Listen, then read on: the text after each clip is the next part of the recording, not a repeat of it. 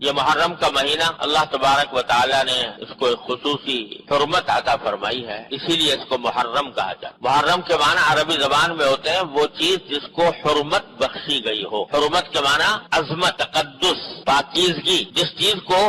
حرمت بخشی گئی ہو اس کو محرم کہتے ہیں عربی زبان۔ اور اس مہینے کو محرم اسی لیے کہا جاتا ہے کہ اللہ تبارک و تعالی نے اس کو خصوصی حرمت عطا فرمائی۔ یوں تو سارے ہی دن، سارے مہینے، سارے سال اللہ تعالی ہی کے پیدا کیے ہوئے ہیں۔ جس طرح اور دنوں میں سورج نکلتا ہے اور شام کو غروب ہو جاتا ہے، اسی طرح محرم کے مہینے میں بھی دن سورج کے نکلنے سے یا صبح صادق سے شروع ہوتا ہے اور غروب آفتاب پر ختم ہو جائے۔ لیکن اللہ تبارک و تعالی نے کسی خاص دن کو یا کسی خاص مہینے کو اپنی طرف سے ایک خصوصی تعلق عطا فرما دیا یہ میرا ہے، یعنی یہ میری عبادت اور میری حکم کی اطاعت کے لیے اس کو خصوصی حیثیت حاصل ہے، تو اس میں ایک تقدس پیدا ہو جاتا ہے۔ رمضان کا مہینہ ہے، اللہ تعالیٰ نے کہہ دیا میرا ہے، تقدس پیدا ہو گیا۔ اس کی مثال میں یہ دیا کرتا ہوں، جیسے بیت اللہ شریف ہے، وہ بھی پتھر کا بنا ہوا ہے اور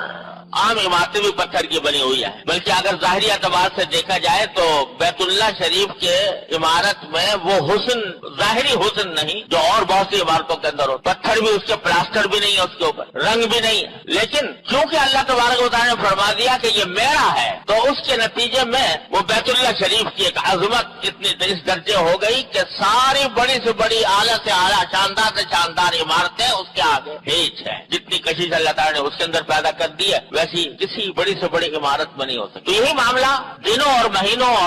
مہینوں اور ہفتوں کا ہے کہ اللہ تبارک و تعالیٰ جس کسی دن کو اپنی طرف منسوب فرما دیتے ہیں تو اس کی وجہ سے اس میں شرف پیدا ہو جاتا ہے، اس میں عظمت آ جاتی ہے، اس میں حرمت پیدا ہو جاتی ہے۔ یہ محرم کو بھی اللہ تبارک و تعالیٰ نے ایسا ہی مہینہ قرار دیا۔ اور یہ بات کہ محرم کا مہینہ خصوصی حرمت رکھتا ہے، یہ کوئی نئی بات نہیں۔ نبی کریم صلی اللہ علیہ وسلم کی دنیا میں تشریف آوری سے بہت پہلے سے اس مہینے کو حرمت والا مہینہ کہا جاتا تھا، کیونکہ اللہ تعالیٰ کا حکم تھا، تو جتنے انبیاء کرام علیہ السلام آئے وہ بھی اس کی عظمت اور حرمت کے قائل تھے۔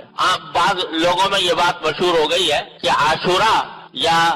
10 محرم الحرام کے دن کو جو خصوصی تقدس حاصل ہے وہ حضرت حسین رضی اللہ تعالیٰ عنہ کی کربلا میں شہادت کی وجہ سے ہے۔ بعض لوگ یہ سمجھتے ہیں، یعنی چونکہ حضرت حسین رضی اللہ تعالیٰ عنہ کی شہادت میدان کربلا میں 10 تاریخ کو ہوئی تھی، 10 محرم کو، اس واسطے وہ سمجھتے ہیں کہ عاشورہ کی یہ خصوصیت ہے اور عاشورہ کے اندر یہ تقدس ہے یا اس کی حرمت ہے جو وہ حضرت حسین کی شہادت کی وجہ سے وہ معزز اور مکرم ہو گیا۔ یہ بات درست نہیں ہے، اس لیے کہ محرم کی حرمت تو بہت پہلے سے چلی آتی ہے، انبیاء کرام کے زمانے سے چلی آتی ہے، اور حضرت نبی کریم صلی اللہ علیہ وسلم نے اس کی حرمت کا اعلان فرمایا، اپنی حیات طیبہ میں اعلان فرمایا، جبکہ حضرت حسین رضی اللہ تعالیٰ عنہ چھوٹے سے بچے تھے۔ لہذا 10 محرم میں حرمت اور تقدس اس واقعے سے پیدا نہیں ہوا، بلکہ اس کے برعکس حضرت حسین رضی اللہ تعالیٰ عنہ کی فضیلت اور ان کی عظمت کا یہ ایک مظاہرہ تھا کہ اللہ تبارک و تعالیٰ نے ان کو شہادت کا مقام عطا فرمانے کے لیے اس دن کو منتخب فرمایا جو پہلے سے مقدس چلا تھا۔ یہ ان کی عظمت ہے، حضرت حسین رضی اللہ تعالیٰ عنہ کی عظمت ہے، حضرت حسین رضی اللہ تعالیٰ عنہ کی فضیلت ہے کہ ان کی شہادت جس دن میں واقع ہوئی۔ تو حقیقت میں یہ شروع سے اس کو، چنانچہ میں نے جو آیت آپ کے سامنے تلاوت کی ہے اس میں اللہ تبارک و تعالیٰ نے فرمایا کہ عدت الشہور عند اللہ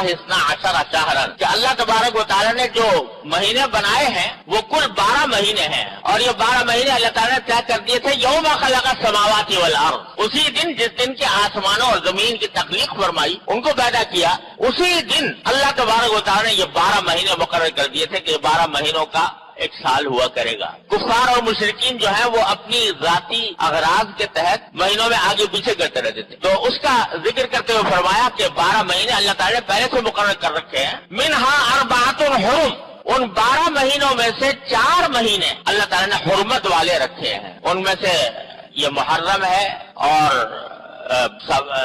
سفر ہے اور رجب کا مہینہ ہے اور ذوالقعدہ کا مہینہ، یہ خاص طور پر اللہ تبارک و تعالیٰ نے حرمت والے رکھے ہیں، جس کے معنی یہ تھے کہ ان 4 مہینوں میں جنگ کرنا جائز نہیں تھا، ان 4 مہینوں میں کسی جائز مقصد کے لیے جنگ کرنا بھی جائز نہیں تھا، اس واسطے ان کو اشہر حرم کہتے تھے۔ اور جاہلیت کے زمانے میں جو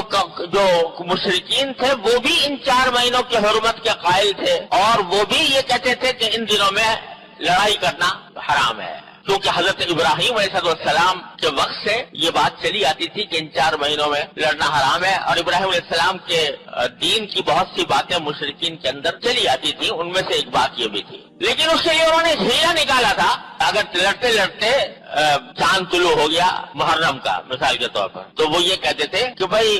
अब लड़ना तो बड़ा जरूरी है और मुहर्रम का महीना आ गया जिसमें लड़ाई हो नहीं सकती, लिहाजा ऐसा करते हैं कि अब के ये आपस में तय कर लेते हैं कि अब के मुहर्रम का महीना जो है वो सफर के महीने के बाद आएगा। ये जो महीना अब शुरू हो रहा है चांद, ये मुहर्रम के बजाय हम इसको सफर का महीना करार दे देते हैं और पहले सफर आएगा और फिर मुहर्रम आएगा, ये आपस में तय कर लेते हैं। इसको कुरान करीम ने जिक्र किया इन्नमन नसीउ ज़ियादतुन फिल कुफ्र, ये कुफ्र की बात है। अल्लाह ताला ने तो जो महीने मुकर्रर कर रखे हैं जिस तरतीब के साथ उसी तरतीब के साथ आएंगे, तुम्हारे आगे पीछे करने से वो उसमें कोई फर्क नहीं पड़ता। लिहाजा ये 4 महीने जो हुर्मत वाले हैं उनको उनकी हुर्मत का लिहाज रखना बड़ा जरूरी। तो ये हुक्म दिया कुरान करीम ने, और उन्हीं में से मुहर्रम का महीना सबसे मुकद्दम महीना है।